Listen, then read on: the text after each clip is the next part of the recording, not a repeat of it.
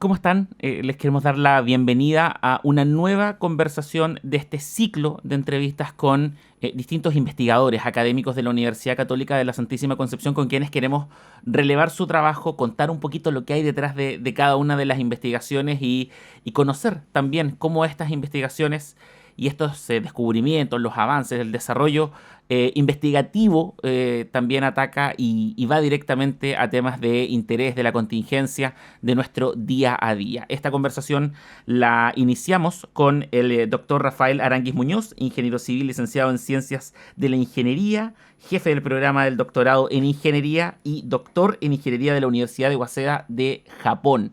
Rafael, un gusto tenerlo acá, agradecemos los minutos y el espacio también para conversar sobre distintos temas, sobre todo el trabajo también que hay. Tenemos mucho para conversar el día de hoy. Hola, mucho gusto igual, yo feliz de estar acá y compartir un poco lo que uno hace. Exactamente, contábamos el currículum, contábamos la experiencia, parte de la experiencia y también el área de especialización, muchos estudios sobre los tsunamis, las implicancias que tienen, el impacto que tienen estos, estos sucesos que ocurren, que hemos vivido en tantas ocasiones en nuestro país y en distintos lugares del mundo. Pero antes de ir a hablar de las investigaciones como tal, antes de ir a hablar también de los descubrimientos y de las reflexiones que tenemos que hacer al respecto, se lo hemos estado preguntando a nuestros académicos que nos han acompañado, el detrás de escena un poco. Cómo se llega a investigar estos temas, la motivación, son 20 años ya de trabajo en la Universidad Católica de la Santísima Concepción.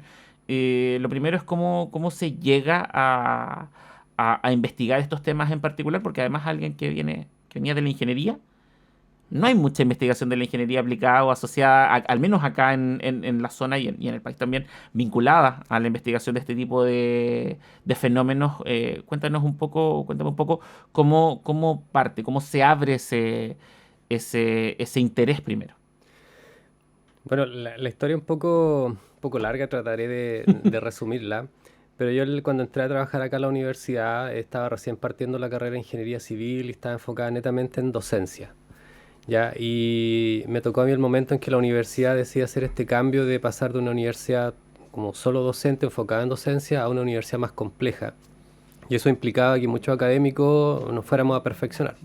Y ahí surgió esta oportunidad de irme a hacer un magíster y yo decidí buscar un tema que no fuera tan típico. Yo era ingeniero civil de mención estructura, trabajé en una oficina haciendo diseño estructural y por ahí me gustaba el mar. Tuve una experiencia trabajando también en construyendo un muelle cuando recién empecé a trabajar y eh, me entusiasmó esa área y busqué un magíster en ingeniería de costas. Súper atípico, habían como 3 ingenieros en costas en Chile en ese momento. Claro.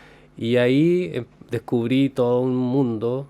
Chile teniendo 5.000 kilómetros de costa, había muy pocas universidades que enseñaran ingeniería de costa y de hecho estaba aquí la carrera de ingeniería civil, tenía una asignatura de ingeniería costera. Era la única en Chile. Claro. Y eso requería profesionales especializados en esa área y eso me motivó. Cuando llegué a Dinamarca a hacer el magíster, eso fue el 2006, estaban estudiando el tsunami del 2004 que había sido en el Océano Índico. Y ese tsunami es particularmente importante porque afectó cerca de 12 o 13 países, murieron más de 250.000 personas en ese momento y marcó un antes y un después en investigación. Si uno empieza a revisar el análisis bibliométrico de investigación en tsunami, 2004, 2005, es un antes y un después. Claro. Y en Dinamarca estaban estudiando ese fenómeno, un país donde ni siquiera tenían terremotos. Y yo me empecé a meter ahí a ver un poco más de teoría, participé en algunos experimentos en el laboratorio con tsunami. Y el 2008 cuando vuelvo acá a la universidad teníamos un canal de ola que no se ocupaba. Quisimos aprovechar eso con un estudiante y otro colega, empezar a generar algunos modelos a escala. Y estábamos en eso cuando nos encuentra el 2010, el febrero del 2010. Y se empiezan a abrir muchas oportunidades de hacer investigación. Colegas de Japón nos contactaron porque ya habíamos tenido un nexo previo a través de este estudiante que andaba buscando ayuda para hacer su experimento. Alguien en Japón le ayudó y ese alguien después quiso venir a Chile a hacer mediciones cuando ocurrió el tsunami del 2010. Y ahí fue cuando yo conocí al profesor Shibayama, que fue posteriormente mi sensei en el doctorado. ¿ya? Y tuve el 2010 al 2014 en el doctorado en la Universidad de Waseda en Japón, haciendo investigación enfocado en explicar fenómenos que habían ocurrido acá el 2010 y que no se entendían. Por ejemplo, por qué la tercera ola en Talcahuano fue la más grande, por qué San Pedro no se inundó, por qué Dichato alcanzó 8 metros, por qué la bahía San Vicente no se inundó. Entonces, siendo que Talcahuano se inundó, entró el agua a 4 kilómetros, la bahía San Vicente prácticamente nada, estando una al lado de la otra. Y así había muchos fenómenos que no se entendían muy bien. Y a mí también me intrigaba eso, había muchas preguntas que necesitaban respuesta. Y trabajé en eso durante esos 4 años, publicamos 3 artículos científicos y más la tesis que contenían estos artículos. Y terminé el 2014 y ahí postulé un proyecto Fondesit de iniciación para investigar también el comportamiento de estos tsunamis, más enfocado en la física. Y me adjudiqué ese proyecto de 3 años y seguí investigando hasta el 2017, 2018 prácticamente, temas de tsunami. Y ahí me he ido especializando, enfocando en estos temas. Sé que tenemos destinado un par de minutos a hablar de la trayectoria, de los porqués del desarrollo profesional, pero no puedo dejar pasar y preguntarle inmediatamente. Usted me decía, había muchas preguntas en ese minuto y había que buscar las respuestas. ¿Se han podido encontrar las respuestas de lo que ocurrió el 27, la madrugada del 27 de febrero del 2010 o se ha estado trabajando en eso? ¿Se han podido encontrar en algún punto los porqués desde su área de especialización? O sea, si me preguntas a mí, absolutamente. O sea, hemos logrado responder todas esas interrogantes y están plasmadas en los distintos artículos científicos. Lo que sí ha sido un desafío es poder explicar eso en términos más sencillos y poder traspasarlos hacia la ciudadanía y para que tanto la gente, las autoridades, los tomadores de decisiones vayan tomando conciencia de esas cosas. Pero sí se ha logrado explicar muchos de las interrogantes. ¿Qué fue lo que ocurrió? Si lo podemos poner de alguna forma en concreto, ¿qué fue lo que ocurrió en ese momento? Mira, una de las primeras cosas, yo creo que lo que ocurrió fue que se nos olvidó la historia larga de tsunamis que teníamos. Cuando uno va a revisar todas las crónicas, los registros históricos de los eventos, claramente en el evento de 1835, 1751, 1730, 1657, 1570, que fue el primero por acá, decía, la segunda ola fue la más grande o la tercera ola llegó con más fuerza. Entonces, era esperable que ese mismo comportamiento se repitiera. Estamos hablando aquí en la Bahía de Concepción. Entonces, eso yo creo que fue una de las primeras cosas que se nos olvidaba un poco la historia o el comportamiento o no había una conciencia de ese comportamiento y como que eran eventos aislados. No, y todos se comportaban de la misma forma. ¿Y por qué ocurre eso? Bueno, la Bahía Concepción tiene ciertas formas, ciertas características que la hacen particularmente más sensible a cualquier perturbación que pueda ocurrir desde afuera, a diferencia de la Bahía San Vicente. Y lo otro que yo encontré y que analicé en mi tesis es que el río Biobío tiene en la desembocadura hacia la plataforma continental un gran cañón. Sí. ¿Ya? Eso se conocía, alguien ya lo descubrió, lo analizó, pero no había conocimiento de cuál era el efecto que eso generaba en los tsunamis. Algunos creían que ese cañón ayudaba a focalizar la energía y el tsunami iba a entrar hasta Hualqui. Y no fue así, es todo lo contrario. El tsunami, cuando se encuentra con este cañón, disipa esa energía o se dispersa y afecta mayormente a lo que está al norte y lo que está al sur. Entonces, cuando uno ve la zona de San Pedro, Coronel, el tsunami prácticamente pasa de lado. Claro. Y Coronel se midieron como 3 metros de altura de inundación. Pero al sur, en el Golfo de Arauco, el tsunami llega con toda la energía y nosotros medimos 18 metros en Chico, en la parte sur del Golfo de Arauco. Entonces, ese tipo de preguntas, ¿por qué en Chico se alcanzaron 18 metros? ¿Por qué Coronel no se inundó? ¿Por qué San Pedro o el agua no entró por el río Biobío? Lo explicamos mediante ese tipo de análisis, simulaciones numéricas. Eh, también los tiempos que te decía de arriba, porque el tsunami, se decía que el tsunami acá llegó a las 7 de la mañana y en realidad llegó mucho antes, solo que Sí. esta primera ola era más chica, que no inundó, fue de noche, pasó desapercibido, el mareógrafo la midió, pero como eran relativamente pequeña no inundó, pero sí inundó en Tumbes, por ejemplo. Entonces Claro. habían interrogantes, ¿por qué Tumbes se inundó a las 4 de la mañana y Talcahuano a las 7? ¿Cómo se iba a demorar tanto la ola en llegar de Tumbes a Talcahuano? Es que no era la misma ola. Exacto. Entonces, ese tipo de cosas que uno podría decir, pero es que era obvio. En el momento no se entendían, no se sabía. Y son elementos que se tuvieron que estudiar. Y ahí quiero sumar un componente también de que de una reflexión que usted me entregaba, vinculada a que nos hemos olvidado un poco de nuestra propia historia. Supe por ahí, me lo contó, que también hubo algún trabajo bibliográfico en un libro, en que se Ujú. aborda precisamente eh, episodios históricos que movieron de alguna forma cómo se configuró, por ejemplo, la ciudad de Concepción. Inicialmente estaba en Penco, cuéntame un poco de eso. Bueno, esta idea de hacer un libro también surge durante este proyecto Fondesit de Iniciación, Sí. donde estábamos buscando mucha información, estábamos investigando muchas cosas respecto a los tsunamis en la zona. Y ahí yo me planteé, oye, en Concepción han ocurrido muchos eventos, tiene mucha historia, tenemos también de alguna manera relación con el pueblo mapuche. Acordémonos que prácticamente por 200 años al sur del Biobío fue la frontera, al sur del Sí. Biobío no había eh, poblaciones españolas en ese tiempo, entonces había muchos antecedentes que yo dije, oye, esto es importante poder plasmarlo en algún documento porque estaban en distintas partes.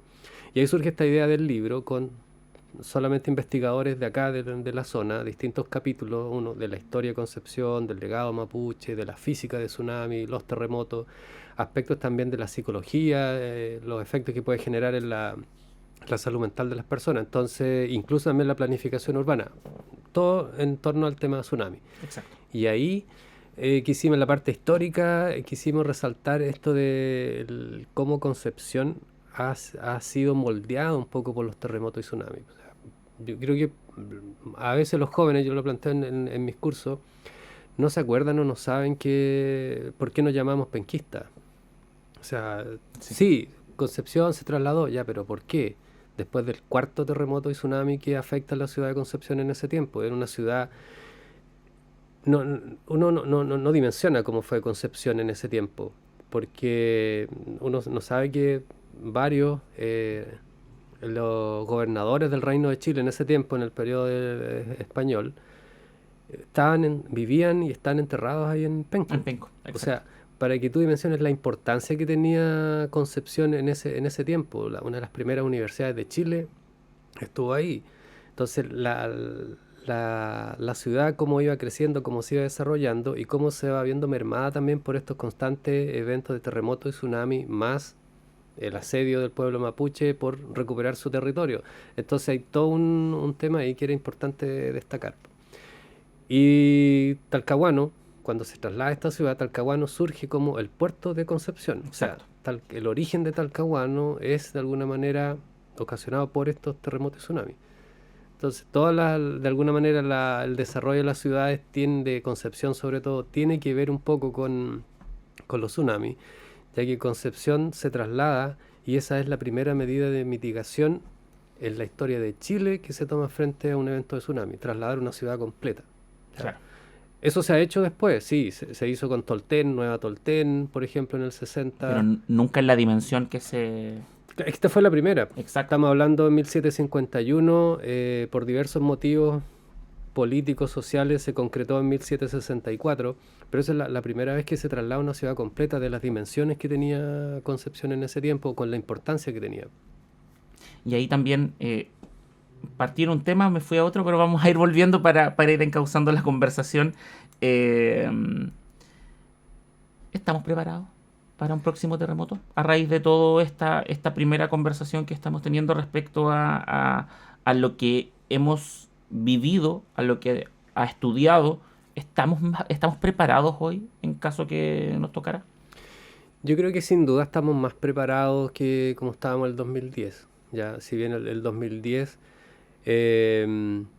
yo creo que de alguna manera hay un conocimiento ancestral, conocimiento que se va traspasando de generación en generación inevitablemente. Los terremotos son temas de conversación. Yo de chico me crié, yo soy de Osorno. me crié escuchando a mis abuelos, a mis tíos hablar del terremoto del 60, lo Claro, que ellos vivieron para el terremoto del 60, mis papás también, ellos de distintos lugares y ellos contaban su distinta historia. Entonces, uno inevitablemente crece escuchando esas historias y va tomando conciencia.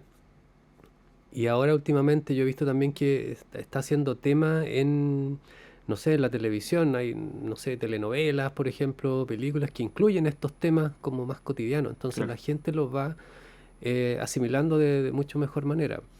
En el año 2010, temas más, no sé, administrativos, no se hablaba mucho de tsunami, como que las autoridades no querían en algunos sectores mencionar la palabra tsunami porque podría limitar el crecimiento. Y al final eso juega en contra porque la gente o la población cree que está a salvo o que este fenómeno no existe o que son fenómenos puntuales. Yo creo que estamos más preparados, se han hecho más trabajos, se han hecho regularmente estos simulacros de evacuación en las escuelas, se incluyen temas también donde los niños muchas veces van tomando más conciencia. Mira, el último evento fue el 2010, ya estamos en el 2015, o sea, hay toda una generación, incluso ya de adolescentes, Sí. que no han vivido un evento de esas características, Que crecieron escuchando las historias seguramente de lo escuchando que ocurre. solamente. Lo que yo sí creo que sería importante poder resaltar más es hitos en la ciudad, o sea, marcas, por ejemplo, hasta dónde llegó el agua, como lo hacen en Japón. En Sí, Japón lo incorporan de esa manera, que las nuevas generaciones vayan tomando conciencia, y hasta aquí llegó el agua del 2010. ¿Qué nos pasa en Chile? Y yo lo he visto, conversado con alguna autoridad, incluso en reuniones con personas, como que quieren olvidar el dolor, como que quieren evitar ese, volver a recordar ese dolor, entonces como que no les gustan mucho estas marcas, o que le claro. recuerdan el evento, lo mal que lo pasaron, los efectos que tuvo, pero se olvidan de la importancia de esos hitos para las nuevas generaciones. Yo Y ahí, creo que ahí estamos quizás al debe en ese tema. y ahí también viene la otra parte que también es importante que resaltemos en esta primera parte de la conversación, relacionada con la preparación desde la ingeniería, desde la tecnología también, para poder detectar a tiempo estos fenómenos. En otras partes del mundo hay alertas muy grandes. Acá se ha estado implementando un sistema de alerta de emergencias de distinta índole. ¿Cómo se ha avanzado ahí? Yo creo que ese también ha sido un avance importante después del 2010, o sea, el sistema de alerta de maremoto, el SNAM, Sí, ¿ya? El Sistema Nacional de Alerta de Maremoto. Hasta antes del 2010 había un sistema de alerta que funcionaba en ciertos horarios y ese sistema de alerta informaba a la ONEMI en ese tiempo y después se distribuía la información. Pero también tenía deficiencia, o sea, funcionaba en ciertos horarios, el personal muchas veces no estaba del todo capacitado para recibir esa información y eso fue lo que quedó demostrado. La información que medían los mareógrafos, por ejemplo, no era en tiempo real, claro. se almacenaba y cada cierta cantidad de horas se enviaba esa información, entonces tú no podías analizar lo que estaba pasando en tiempo real. Con el sistema que se ha desarrollado ahora, que fue a través de proyectos FONDEF, por ejemplo, que desarrollaron colegas de la Universidad de Santa María en conjunto con el Servicio Hidrográfico y Oceanográfico, el sistema tiene eventos premodelados de terremoto y tsunami. Entonces, cuando ocurre un terremoto, se ubica el epicentro y se busca el terremoto que más se le parece y se va a la base de datos a buscar cuáles son el tsunami que podría generar. Y con eso se genera una alerta en la zona que se va a ver más afectada. Y estamos hablando, eso ocurre en segundos, ya en minutos quizás. Pero no nos olvidemos que el mejor sistema de alerta es que uno esté preparado, uno esté consciente. O sea, esto toma varios minutos entre que ocurre el terremoto. El terremoto, pensemos, un terremoto grande puede durar desde 5 minutos, como fue el 3-4 minutos fue el 2010, hasta 10 minutos, como Claro. fue el 60. Después de eso, el sistema empiezan a trabajar para determinar dónde fue el epicentro, qué magnitud fue. Pasan otros minutos, el sistema sigue funcionando buscando dónde fue o cuáles serían las zonas más afectadas. Entonces, si empezamos a sumar los minutos, no nos podemos confiar, si estamos en una zona expuesta a tsunami, que nos llegue la alerta de tsunami para evacuar. O sea, si lo básico, lo que se sigue manteniendo, si el terremoto es suficientemente grande para no mantenernos en pie y vivimos en una zona que está expuesta a la amenaza de tsunami, evacuemos inmediatamente. No esperemos la alerta de la autoridad. ¿ya? Exactamente. Y eso se tiene que seguir aplicando. Saber vivir con los riesgos que uno tiene al alrededor, me da la sensación que es clave. Es que es súper importante cuando uno va a un lugar, ya sea como turista, de visita, saber si uno está en una zona que está expuesta a algún tipo de amenaza. Y no estoy Claro. hablando solo tsunami, puede ser de remoción en masa, puede ser de, no sé, inundación fluvial. Estar un poco consciente y de alguna manera estar preparado, tener ahí un plan de contingencia. A veces los amigos cuando uno plantea estas cosas se ríen porque dice, oye, pero es que andas siempre asustado o con miedo que pueda ocurrir algo. O sea, no es con miedo, pero es como ser un turista tranquilo, Claro. saber qué va a hacer. Yo a veces he ido de turista, mi señora a veces igual se ríe de eso porque en la recepción del hotel pregunto, oye, en caso de tsunami aquí, ¿qué hacemos? Y si tú preguntas, te dan la información. Pero no No está... está en ninguna parte disponible. Claro. Entonces yo pregunté y me dicen, no, mire, en caso de esto hay que ir a tal estadio, ya, ¿y dónde está el estadio? Y ya, ¿y cómo yo podría saber eso si no lo pregunto? ¿Te fijas? Yo creo que ahí también hay cosas que ir mejorando, de hacer de alguna manera más conscientes a las personas de los riesgos que podríamos estar expuestos y no eh, estar improvisando en el momento. Es cierto que con la adrenalina a veces uno puede tomar malas o buenas decisiones o no estar totalmente en sus cabales en ese momento por, no sé, te dio un ataque de pánico. Uno reacciona de distinta manera frente a Exacto. un evento. Pero tener algo planificado con anterioridad de alguna manera te ayuda a tomar mejores decisiones en ese momento.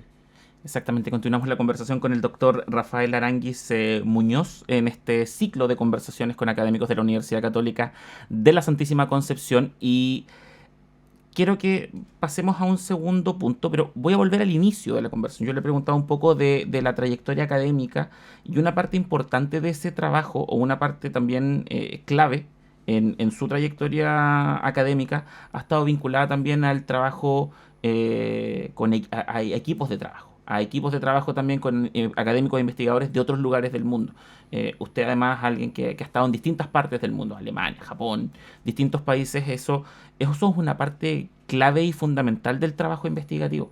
El poder generar estos vínculos, el poder generar estas conexiones, los intercambios también, las experiencias, las pasantías, tiene una parte importante también en el trabajo investigativo. Sí, de todas maneras, porque creo que en mi caso combina hartos aspectos.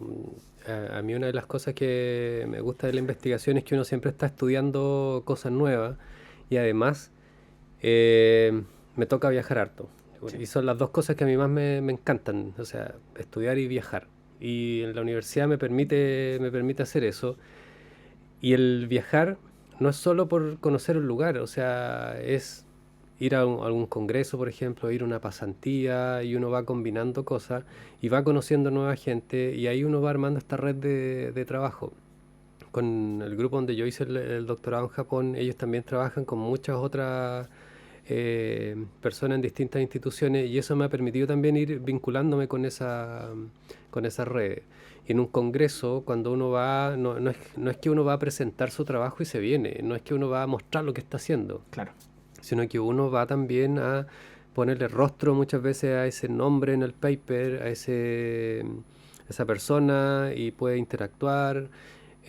Yo, muchos de los investigadores que he invitado a Chile a venir a presentar, a dar cursos, a hacer charlas financiadas por estos proyectos de investigación ANID, los Fondesit, los he conocido en los congresos.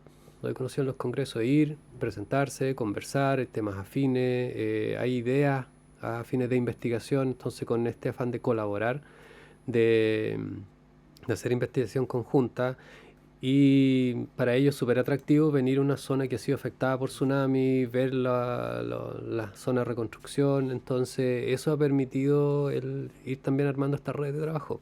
Y ahí también lo decía, destacar también el trabajo y las posibilidades que ha generado la propia universidad también. Son 20 años de trayectoria en esta casa de estudios. Eh, Obviamente en la vida de un investigador cuesta compatibilizar todo entre la academia, la formación en el aula, el tiempo para investigar, las pasantías, pero acá se han dado siempre esas posibilidades.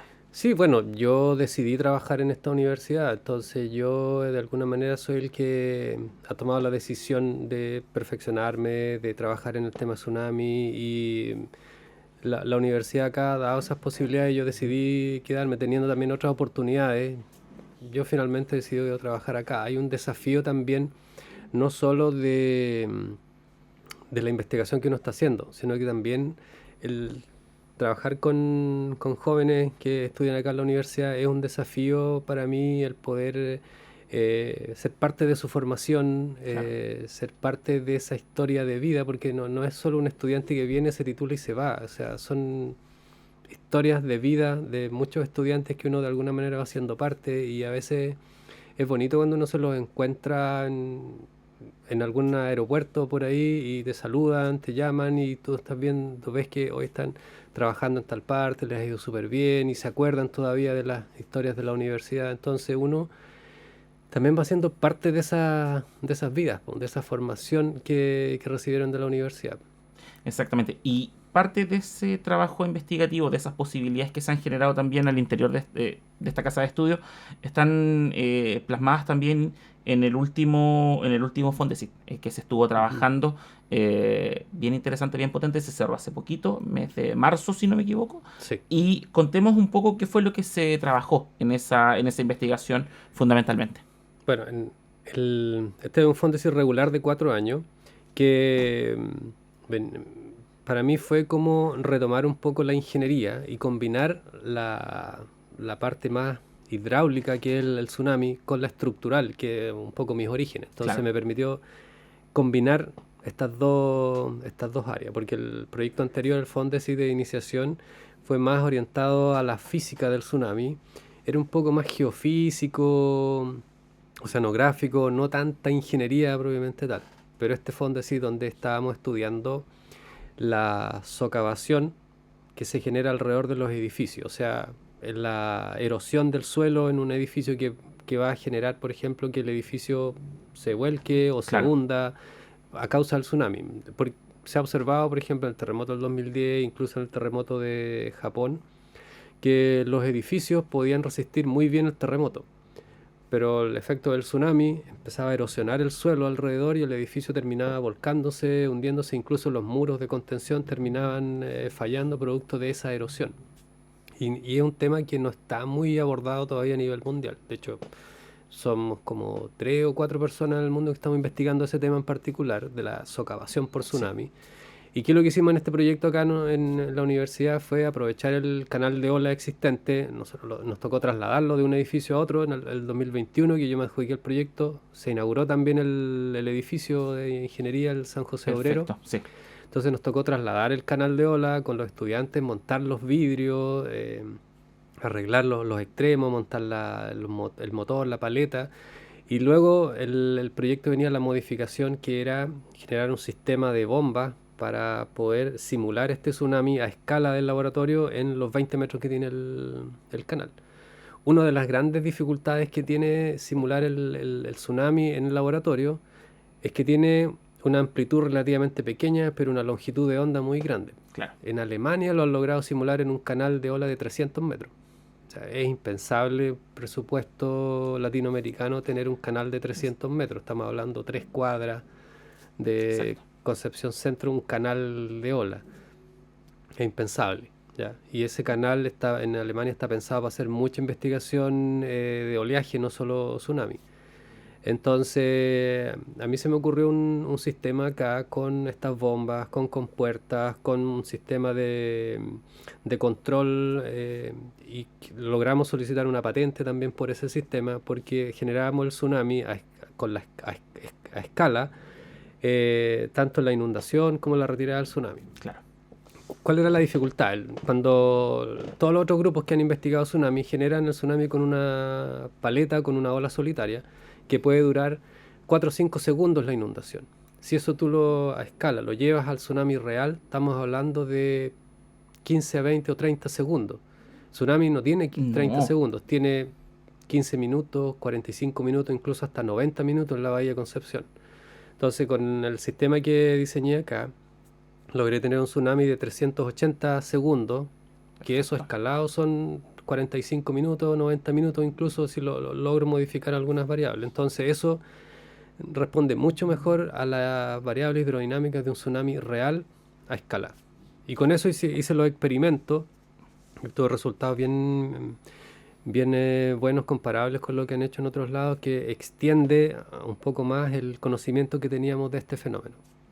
Y ahí permite también, esto permite proyectar, pero también tenerlo estudiado. El tenerlo estudiado, tener las métricas, las dimensiones, tenerlo bien claro para futuras investigaciones también.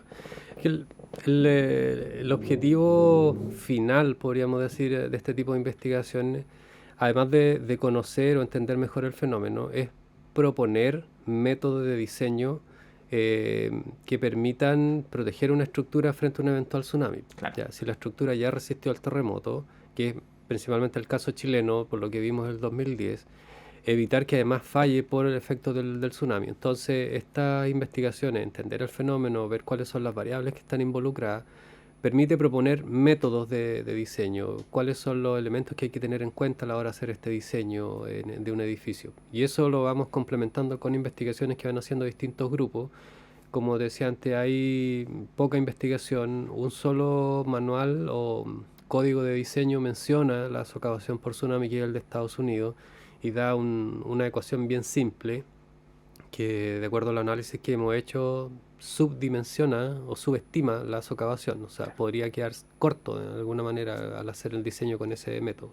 Eso es lo que hemos encontrado con las investigaciones. Entonces busca un poco eso.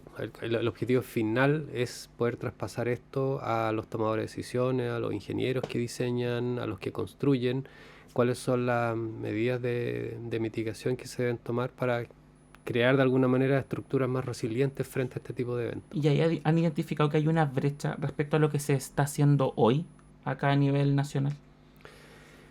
O sea, en lo específico que yo estoy trabajando, que es la socavación por tsunami, como decía, somos pocos a nivel mundial que estamos trabajando en Claro. ese fenómeno en particular. Hay otros grupos que están trabajando en otro tipo de investigaciones. Y en paralelo, yo en este proyecto también desarrollamos los primeros mapas de inundación probabilísticos en Chile.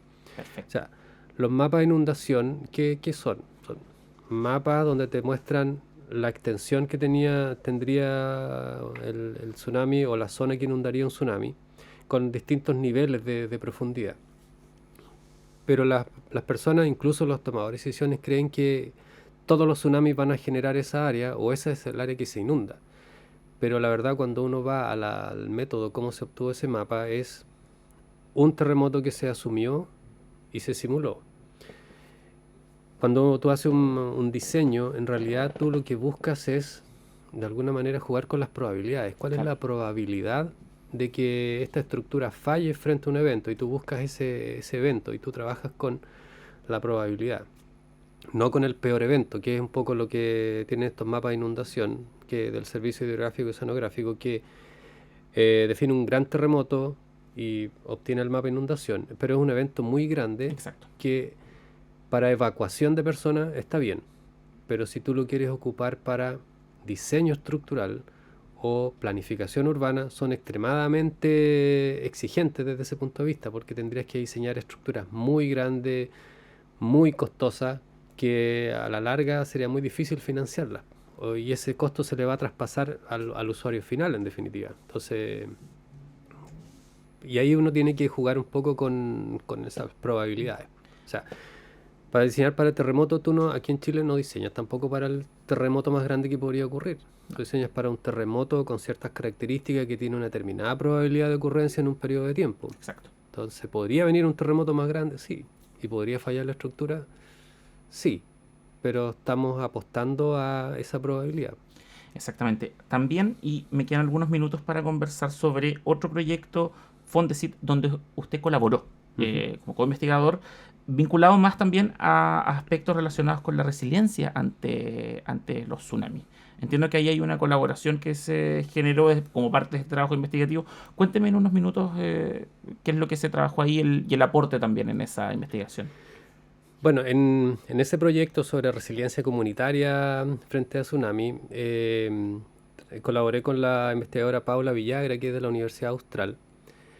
Y la idea de este proyecto era poder definir un índice, podríamos decir un índice de resiliencia, que se basa en distintas variables que contribuyen a ese índice y poder generar una plataforma donde las municipalidades pudieran ver cuáles son las variables que pueden manejar, que pueden mejorar para también mejorar este índice de resiliencia. Entonces, podrías partir con un dato de una municipalidad, por ejemplo, cuáles son sus áreas verdes, cuáles son sus edificaciones en zonas inundables, cuáles son distintas variables que encontramos.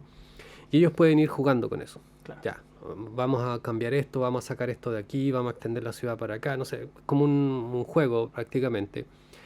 Y van viendo cuál es el resultado en el índice total. Entonces, como objetivo es mejorar este índice en base a las distintas variables. Ya, eso es una plataforma que se hizo, que se llama Modera TS, como de Modérate, pero Modera TS de Tsunami. De Tsunami. Y estamos pensando en un posible proyecto FONDEF donde podamos extender esto, poder traspasarlo a tomadores de decisiones, pero las municipalidades quedaron bien interesadas, bien contentas con este resultado. Y ahí fue donde también colocamos estos mapas de inundación probabilístico, porque así las municipalidades podían tener distintos escenarios con el cual jugar o con el cual ajustarse. No solo el mapa de inundación del Choa, que es el más grande, sino que decir, a ver, ¿qué pasa si yo tomo un evento que tiene mayor probabilidad de ocurrencia? Ya, porque quizás este del Choa, una probabilidad de ocurrencia muy chica, que es muy grande el evento, uno que tenga una mayor probabilidad de ocurrencia. Ya, y quizás ahí su índice mejora, porque la zona de inundación es menor, las profundidades son menores, entonces ya no tiene tanta infraestructura crítica dentro de la zona de inundación. Entonces, en eso consistió básicamente el proyecto. Primero en identificar todas estas variables que intervienen en resiliencia, generar este instrumento que pudiera combinar todas estas variables en un índice y generar esta plataforma que las municipalidades puedan utilizar para poder tomar medidas o implementar medidas de mitigación que mejoren su resiliencia. Y es ahí donde se vuelve importante también la conciencia de los tomadores de decisiones, pero también de la ciudadanía como tal. Tanto de la ciudadanía, que era lo que conversábamos un ratito antes, pero también de los tomadores de decisiones y de incorporar todos estos instrumentos, toda esta investigación, tenerla a la vista para adoptar las mejores decisiones, pensando que esto es algo con lo que vivimos finalmente, con lo que convivimos día a día.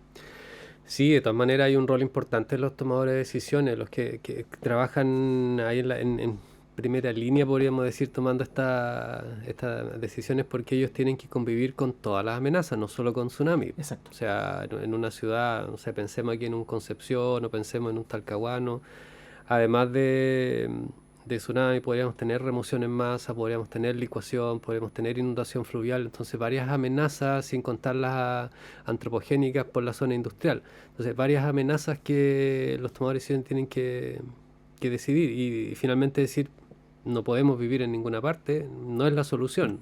Tenemos que erradicar la ciudad completa, no, tenemos que buscar la mejor forma de combinar toda esta amenaza y de alguna manera manejar los riesgos. La amenaza no la podemos eliminar, o sea, el tsunami va a ocurrir igual. Exacto. La erupción volcánica va a ocurrir igual. La lluvia fuerte y la inundación fluvial va a ocurrir igual. ¿Qué es lo que podemos mitigar nosotros? Es el riesgo, de alguna manera, jugar con la vulnerabilidad.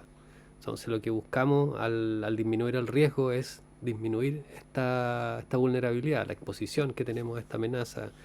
Y la vulnerabilidad no es solo física, sino que también socioeconómica, cultural, tiene varias dimensiones que nosotros necesitamos trabajar, mejorar para poder disminuir efectivamente el riesgo. Y es ahí también donde, para ir cerrando la conversación, me da la sensación una parte del trasfondo de desarrollar todo este trabajo investigativo también.